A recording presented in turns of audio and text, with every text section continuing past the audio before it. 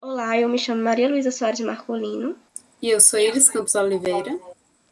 Nós somos graduadas em História pela Universidade Federal da Paraíba e mestrandas no programa de pós-graduação em História também da UFPB. O nosso trabalho ele consiste no resultado da iniciação científica feita durante a graduação, vinculado ao grupo de pesquisa Baiara. De início, a gente vai trabalhar um pouco sobre essa questão tanto da saúde quanto da economia indígena, no trabalho intitulado A Gestão da Saúde dos Potiguara da Paraíba sobre a política do SPI.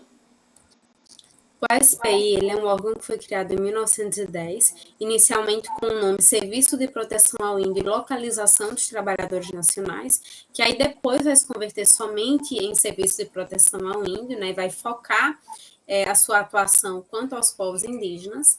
E aí ele é um órgão que está inicialmente vinculado ao Ministério da Agricultura, que ao longo da sua atuação, no seu período de existência, que vai até 1967, ele vai passar por diversos ministérios, mas aí focando de fato o objetivo principal em prestar uma assistência especializada quanto aos povos indígenas, tanto os que viviam promiscuamente civilizados, quanto aqueles que ainda eram aldeados. A gestão econômica dos recursos era feita pelo Ministério da Agricultura, órgão a qual o SPI ele fazia parte. O Ministério ele destinava a verba semestral ou anualmente às inspetorias regionais. No caso aqui da Paraíba, o posto Nísia Brasileira ele fazia parte da IR número 4, localizada no Pernambuco. E aí, após a vinda dessas verbas, ela era destinada à saúde, educação e administração do posto. Bom, inicialmente, quando a SP foi criado, foram estabelecidas 3 metas principais para que sua existência ela conseguisse, de fato, se manter. Né? A primeira era que você precisaria de profissionais devidamente qualificados para trabalhar com povos indígenas. A segunda seria que esses profissionais deveriam ter autoridade para realizar a tutela, né, para realizar esse processo de educação, de civilização, de integração do indígena à sociedade.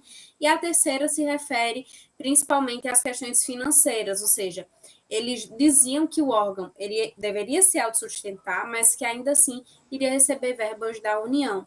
E aí, algo que vai acontecer só 3 anos depois da criação do órgão, em 1913, é uma crise econômica que vai fazer com que 60% da verba que era destinada ao SPI fosse cortada.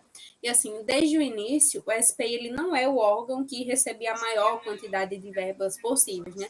Ele já tinha uma verba mais escassa, e aí com esse corte de 60%, a diminuição ela é ainda mais drástica e vai afetar a atuação do SPI diretamente nos mais diversos âmbitos.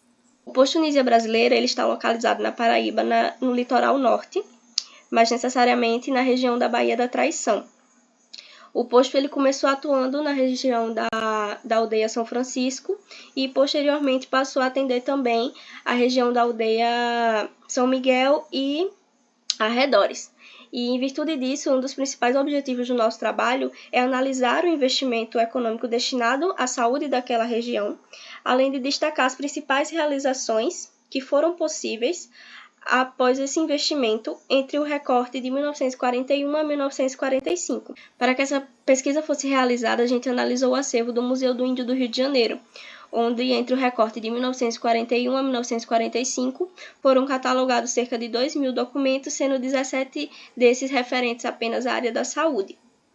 Essa análise documental, ela foi preciso também haver um levantamento bibliográfico para a gente entender essas questões do indígena, não apenas no contexto de Brasil, como também no contexto aqui da nossa região, na Paraíba. E aí nós não nos prendemos só a essa documentação, né? A gente também foi realizar uma análise da legislação do SPI através dos órgãos fundamentais, tanto de criação do órgão, quanto os regulamentos internos de funcionamento, para entender quais eram os objetivos e conseguir ver se de fato esses objetivos eram realizados. E aí associamos a análise desses decretos com o levantamento bibliográfico com os documentos que foram realizados também na catalogação e da seleção, né, de documentos de saúde e de economia do PI Nísia Brasileira. E a gente geralmente costuma dizer que o SPI ele tem 2 momentos. um momento antes era Vargas e outro é depois da era Vargas. Principalmente porque a partir de 1930, né, que é quando Vargas chega ao poder, ele vai ter alguns atritos com o Marechal Cândido Rondon, que era o dirigente oficial do SPI naquele período, né, que foi responsável pela criação do órgão e que ficou no comando do SPI até 1930. E aí eles tinham diferenças ideológicas, diferenças políticas. Então isso faz com que Vargas tire Cândido Rondon do governo do SPI e o SPI ele sofra uma grande crise financeira, uma perca de verbas muito grande que vai atingir o seu funcionamento aí nesses primeiros anos. E uma forma de sanar essa crise financeira foi justamente o projeto nacionalista, ou seja, o SPI ele veio para suprir o que o governo estava precisando naquele momento.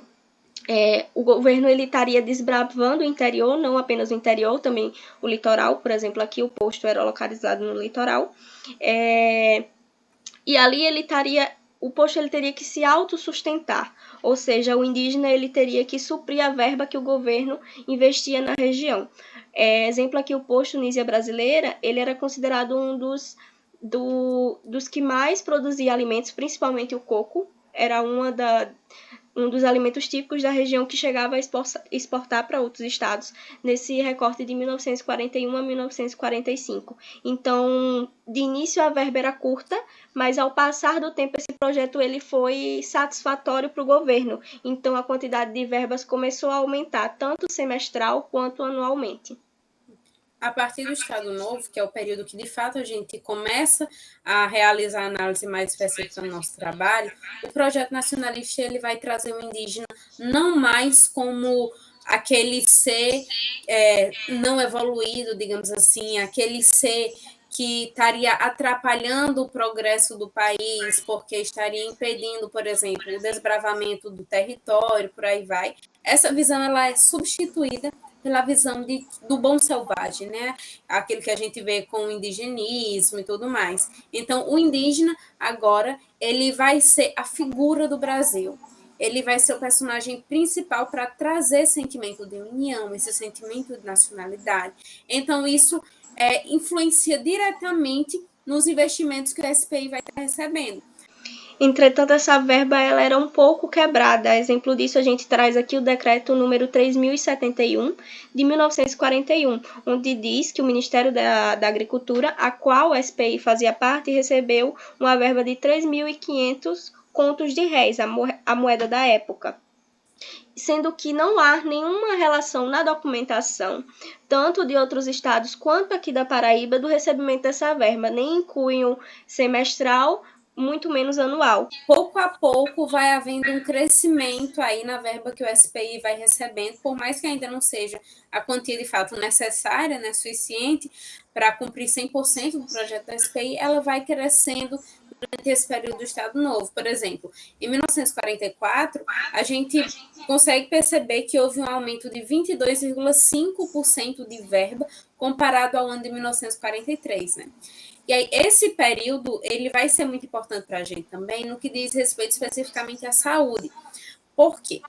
Até então, a obrigação de saúde dos povos indígenas, ela figurava como algo mais geral. Então, ela estava dentro do projeto de assistência à saúde nacional. Não existia uma saúde direcionada especificamente aos povos indígenas. E aí, a partir do SPI e a partir de 1936, que é quando é de fato criado o regulamento de funcionamento do órgão, a gente vai ter aí a obrigatoriedade do SPI de prestar assistência no que diz respeito à saúde e à doença dos povos indígenas, de fornecer medicamento, de tratar das suas doenças, de cuidar das suas dietas, tanto daqueles que viviam em contato com os civilizados, quanto dos que ainda estavam nas aldeias. Um dos principais pontos da nossa pesquisa é trabalhar justamente e entender a documentação da construção da enfermaria no posto indígena. ela tem indícios de iniciar tanto em 1941 como em 1943. São documentações silenciosas que divergem entre si. Então, a gente não consegue analisar diretamente se ela teve início em 41 ou em 43. A documentação, ela muitas vezes diz assim, que o início da construção, ou então a obra estava em estado tal, sendo que, tipo assim, em 1942 já há indícios da contratação, tanto de profissionais quanto de medicações direcionadas a essa enfermaria. Mas em 1943 relata que ela ainda não está concluída. Então, a documentação ela diverge completamente. Há uma necessidade de uma verba maior, indicando a finalização daquela enfermaria, mas aí, um ano depois, se revela que ela não está concluída. O que a gente sabe, de fato, assim, sobre a construção da enfermaria é que a sua inauguração ela aconteceu somente em 1944, né? Em 22 de outubro de 44. O último documento que nós temos que fala sobre a construção é um recibo de mão de obra de 31 de dezembro de 1943. Então, a gente estima que entre 43 e 44 seria o período em que estariam sendo comprados medicamentos, materiais médicos cirúrgicos, materiais de escritório, maca, e, de fato, equipando a enfermaria para que ela pudesse ser inaugurada. É certo também, né, com base na documentação que aparece, que a assistência à saúde indígena ela começa a acontecer antes do término da construção da enfermaria, através dos recibos de pagamento de enfermeiros, de auxiliar de enfermagem, compra de medicamentos e tudo mais. Nós só não sabemos, de fato, como essa assistência era prestada, né? Assim, como não se tinha um prédio específico, é muito provável que fosse só para algumas ações paliativas, como, por exemplo, aferir pressão, verificar a temperatura, distribuir algum remédio. Provavelmente deve ter ocorrido algum parto, considerando os materiais médicos cirúrgicos que foram adquiridos, só que a gente não tem certeza dessa informação, porque não aparece nenhum tipo de confirmação na documentação, mas ainda assim a sua atuação não é uma atuação tão profunda. E aí, quando a gente vai analisar os medicamentos que foram consumidos, que foram comprados entre 1942 e 1944, a gente consegue ter um breve parâmetro das doenças que mais atingiam essas populações durante esse período, né? E aí nós temos como principais enfermidades a do trato gastrointestinal e a das questões respiratórias. Esse trato gastrointestinal, ele está muito associado à falta de saneamento básico na região, que aí acabava sofrendo muito com essas questões, né? Mas também eram adquiridos outros medicamentos, como para enfermidades de pele, que estão associadas ao trabalho que era realizado através dos postos de incentivo à agricultura, antiparasitários, cardíacos, ginecológicos e outros. E aí a enfermaria, ela vai configurar como sendo o quarto maior patrimônio do posto indígena Nísia brasileira. Em 1960, ela vai ser avaliada em um valor estimado de 25 mil entre 30 mil cruzeiros, né, que é um valor considerável para a época. E algo interessante dessa documentação é que em 1965, nós vamos localizar uma planta baixa da enfermaria, mostrando quais eram as suas dimensões direitinho, e aí na descrição do documento informa que a enfermaria estava vazia e que tinham pessoas morando dentro. Porque, assim, essa é a única informação que a gente tem que indica isso. Nós não temos nenhum outro documento que fale, por exemplo, se a enfermaria foi realocada, se ela foi desativada, se a assistência à saúde parou de ser prestada na enfermaria e foi ser prestada em outro lugar. Por fim, mesmo com essas lacunas na documentação, a gente pode considerar que houve um grande desenvolvimento na questão da saúde indígena local, mesmo havendo essa mudança na prática da cultura potiguara que saiu nessa questão dos curandeiros, né, para começar a ter essa assistência na parte da saúde, e também no viés econômico, já que antes da construção da enfermaria se havia o pedido de verbas e gastos para trazer esses indígenas para serem tratados na capital. E com a construção da enfermaria, os atendimentos mais básicos eles puderam ser efetuados no próprio posto. Isso é algo realmente que vai ter uma grande importância, né? Depois da construção da enfermaria, eles continuam indo para outras cidades, mas são em casos mais graves. Bom, essas são as nossas principais referências bibliográficas.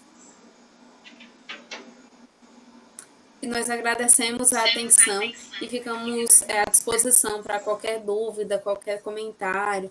E é isso. Muito obrigada. Obrigada.